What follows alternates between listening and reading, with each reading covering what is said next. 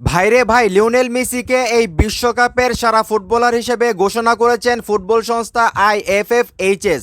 এবং তারা যেটা বলতেছে যে লিওনেল মেসি 39 বছর বয়সে বিশ্বকাপ খেলতে এসে যেইটা করে দেখাইছে সেইটা আসলে অসম্ভব। এবং তারা যেটা বিশ্লেষণ করলো যে লিওনেল মেসি প্রথম ম্যাচ থেকে ফাইনাল পর্যন্ত যেই পারফরমেন্স করছে এবং উনি দলটাকে যেভাবে একা টেনে এই ফাইনাল পর্যন্ত নিয়ে আসছে এবং এই বিশ্বকাপে উনি 8টা গোল এবং 4টা অ্যাসিস্ট করছে। টোটাল এই বিষয়গুলো দেখেই কিন্তু আইএফএফএইচএস যে সংস্থাটা আছে ফুটবল সংস্থা, এটা কিন্তু অনেক বড় একটা সংস্থা।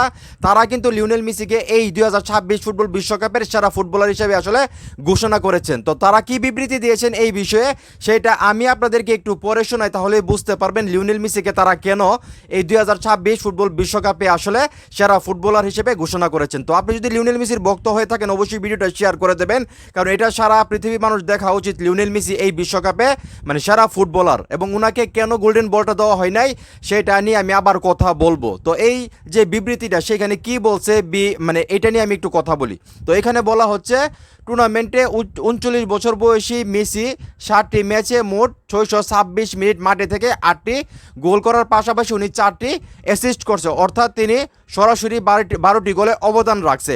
পুরো টুর্নামেন্টে তার প্রতি ম্যাচের গড় রেটিং ছিল 8.33। বিশেষ করে নকআউট পর্বের কঠিন ম্যাচগুলোতে দলের জন্য তিনি পার্থক্য গড় দিয়েছেন। আমরা যদি ফাইনাল ম্যাচটা দেখি ইংল্যান্ডের বিপক্ষে, যেখানে উনি 2টা অ্যাসিস্ট করেছিলেন 7 মিনিট এবং সেই 2টা অ্যাসিস্ট থেকে 2টা গোল আসছিল, যার কারণে আর্জেন্টিনা ফাইনাল পর্যন্ত যাইতে পাইছিল।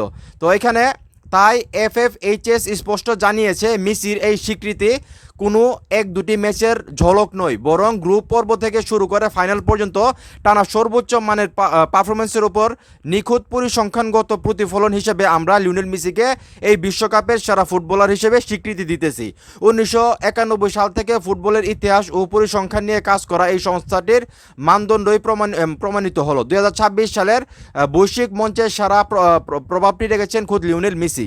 ভাই চিন্তা করে দেখেন, আইএফএফএইচএস এর মতো একটা এত বড় ফুটবল সংস্থা তারা লিওনেল মেসির এই বিশ্বকাপের পারফরমেন্স দেখার পর ওনাকে সেরা মানতেছে। কিন্তু চিন্তা করে দেখেন, শুধু এই ফুটবল সংস্থা না, পৃথিবীর প্রত্যেকটা মানুষ যারা ফুটবল ম্যাচ দেখছে, যারা ফুটবলকে ভালোবাসে, মানে বাংলাদেশ তো আছে, বাংলাদেশ ছাড়াও পৃথিবীর প্রত্যেকটা দেশের বড় বড় যারা অ্যানালাইসিস্ট আছে, যারা ফুটবল বিশ্লেষক, ফুটবল নিয়ে গবেষণা করে, তারা পর্যন্ত বলতেছে যে লিওনেল মেসি 2026 ফুটবল বিশ্বকাপে গোল্ডেন বল পাওয়ার যোগ্য দাবিদার ছিল, যেহেতু উনি 8টা গোল করছে, 4টা অ্যাসিস্ট করছে। চিন্তা করে দেখেন 39 বছরের একজন ফুটবলার, যেখানে ওনার বয়সের ফুটবলাররা মানে খেলা ছাইরা দিছে, যারা ফুটবল খেলতেছে তাদেরকে মাঠে খুঁজে পাওয়া যায় না, সেইখানে একা লিওনেল মেসি আর্জেন্টিনা দলটাকে ফাইনাল পর্যন্ত নিয়ে গেছে। এবং উনি প্রথম থেকে শেষ পর্যন্ত উনি যেভাবে দলটার সঙ্গে ছিল এবং ওনার যে পারফরমেন্স, আমি যেটা বললাম ফাইনালে যে ইংল্যান্ডের বিপক্ষে উনি 2টা অ্যাসিস্ট করেছিল, যেখানে 2টা গোল হয়েছিল। তো এই দিকগুলো যদি আপনারা বিবেচনা করেন তাহলে গোল্ডেন বুট অবশ্যই লিওনেল মেসিকে দেওয়া উচিত ছিল যেটা। তো যাই হোক, আসলে কি বলবো, সবার কাছে লিওনেল মেসি সেরা, ফিফার কাছেও লিওনেল মেসি সেরা, কিন্তু এইখানে কি হয়েছে আল্লাহই ভালো জানে ওনাকে কেন গোল্ডেন বলটা দেওয়া হয় নাই। তো অনেকেই অনেক কথা বলতেছে, অনেক কিছুই বের হয়ে আসতেছে, হয়তো সত্যিটা একদিন না একদিন প্রকাশ পাবে, এই আশায় আমি আছি।